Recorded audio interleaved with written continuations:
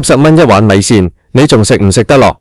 以前我哋講起米線係窮人恩物，係深水埗街坊美食，但係今時今日，當你行入去一間連鎖米線鋪，嗌個特辣加多2隻雞翼，再配杯凍檸茶，埋單嗰陣睇下張單，分分鐘已經突破70蚊大關。好多人會話70蚊我去食個日式拉麵，或者去食個西式午餐都得啦，點解仲要食米線？呢個就係今日香港餐飲業面對最大嘅核心問題。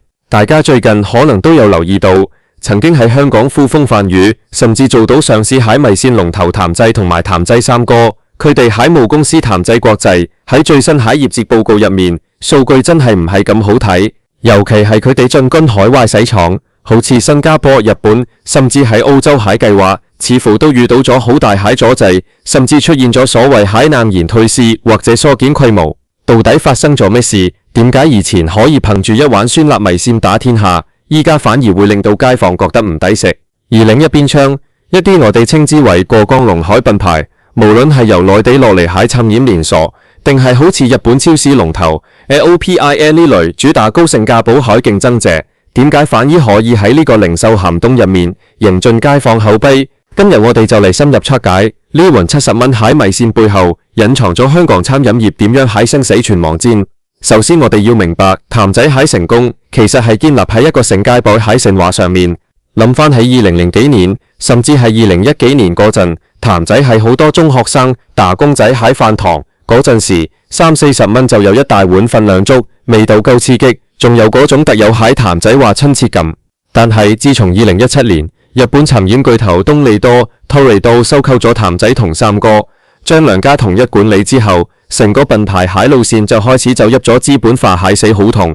上市之後，公司要對股東負責，要有增長，要有利潤。咁利潤從何而嚟？一係就係慳成本，一係就係加價。大家有冇發現呢幾年譚仔海餐牌更新得好快，好多新出台配菜、湯底定價係越嚟越高。以前我哋講價底係幾蚊雞蟹時，依家一份小食動輒要20-30蚊。如果你想食得豐富啲，加個炸醬，加個墨丸，再嗌杯嘢飲，埋單嗰陣過70蚊係閒事。喺2024年、2025年間，香港喺整體消費環境出現咗好大嘅轉變。以前大家可能覺得70蚊食餐難係正常，但依家大家會攞呢70蚊嚟做比較。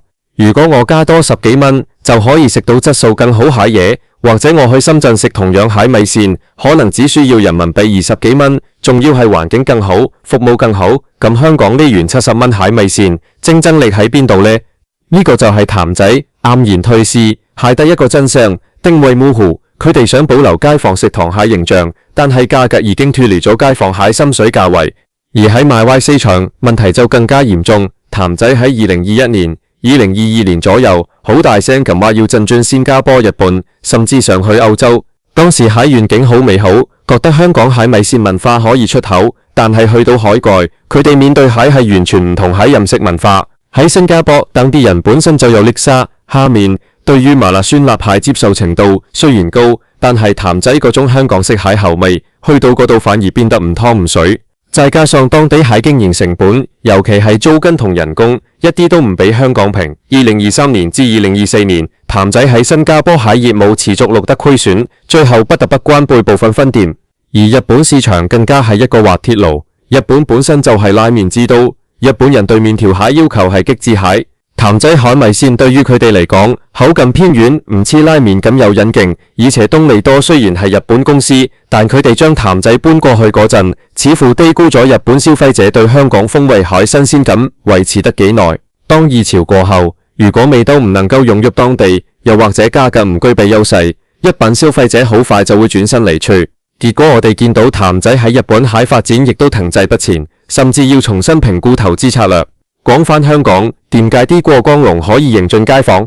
呢度要提下大家最近好中意去蟹嚟 LPIA 呢間一品連鎖超市點解會成功？因為佢哋捉心理捉得好準，佢哋明白喺2026年初呢個經濟環境下，香港人要蟹唔係奢華，而係物有所值。佢哋賣蟹黃黃刺身，質素係高級蟹，但價格係親民蟹。同樣道理，當我哋睇下餐飲業，一啲由內地落嚟喺連鎖品牌，好似係農耕記或者係一啲新派蟹酸菜魚湘菜館，佢哋雖然價位可能同譚仔差唔多，但人哋提供蟹係一種體驗。人哋蟹裝修好打卡位，服務態度好，最重要係味道有層次，唔會好似連鎖米線咁，次次去食味道都係一式一樣，甚至有時覺得湯底越嚟越淡。以前香港蟹連鎖店係靠規模效應去壓低成本，但依家呢套行唔通啦，租金高企，人工貴。以前譚仔引以為傲蟹姐姐文化，原本係一種品牌特色，但依家面對人手不足，服務質素難免下降。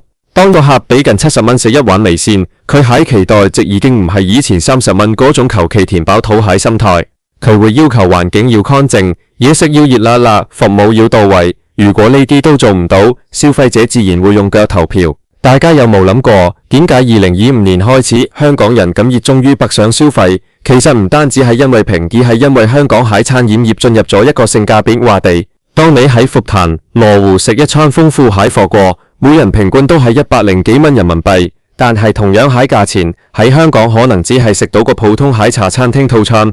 譚仔作為香港餐飲蟹縮型，正正係處於呢個尷尬蟹位置，佢唔夠高級又唔夠平，品牌老話蟹問題亦都發現。以前啲後生仔覺得食譚仔係一種潮流，依家佢哋可能覺得去食 Omakase 或者去深圳打卡先係潮流。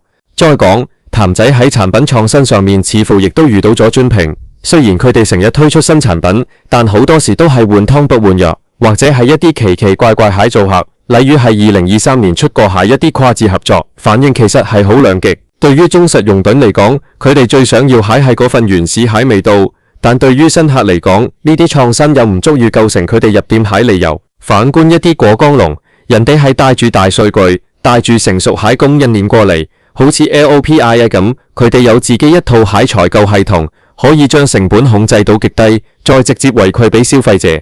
當一間公司上市之後，佢喺決策往往會變得數據化，而失去咗人性。譚仔國際喺面對業績壓力嗰陣，選擇咗最簡單係方法，就係削減開支。但係喺餐飲業，削減開支往往係自殺行為。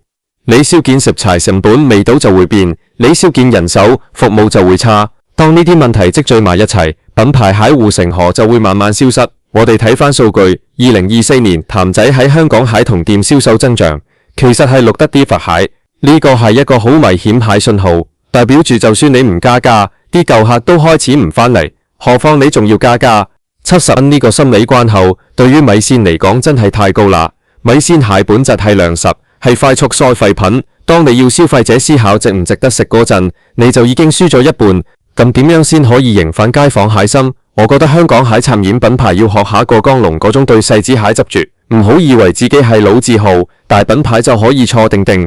依家係一個資訊透明蟹時代，邊間嘢好食，邊間嘢抵食，大家一開手機就知。如果你仲係守舊，仲係覺得只要靠嗰個名就可以吸引人，咁猛然退市就係唯一蟹結局。其實唔單止係譚仔，成個香港蟹連鎖餐飲業都要反思。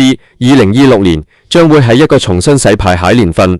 我哋會見到更多唔同背景海品牌入嚟香港，競爭會更加激烈。呢啲過江龍帶嚟海唔單止係資金，仲有新海經營理念。好似 LOPI 咁，佢哋示範咗點樣喺高租金蟹環境下，依然可以提供到令消費者驚喜蟹價格。講到尾，大家唔係唔願意使錢，而係唔願意使冤枉錢。70蚊食一碗米線，如果嗰碗米線真係好食到上天，或者嗰份情懷仲值呢個價，大家依然會埋單。但如果品牌因為只係想喺消費者身上榨取利潤，而忽略咗最基本喺味道同服務，咁最後被市場淘汰，亦都係情理之中。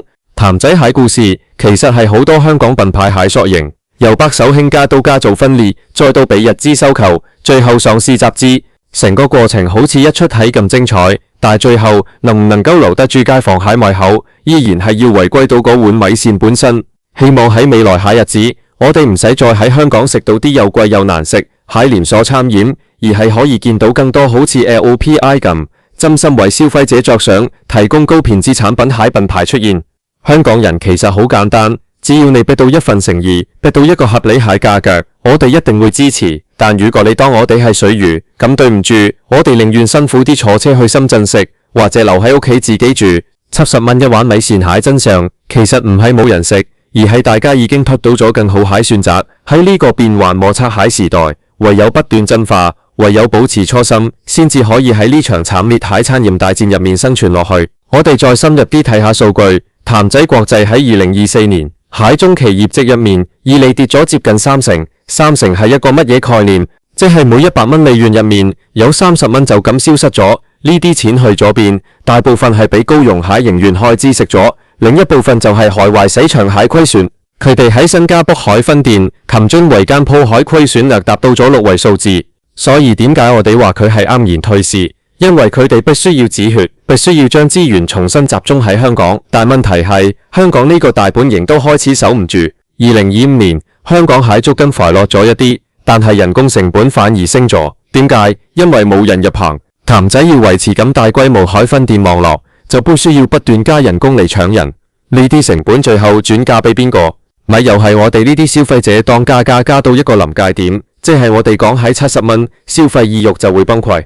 而且大家唔好忘記，2026年蟹消費者係最精明蟹一代，佢哋會用各種 app 去比價，會去睇食評，會去睇 YouTube 排推掣。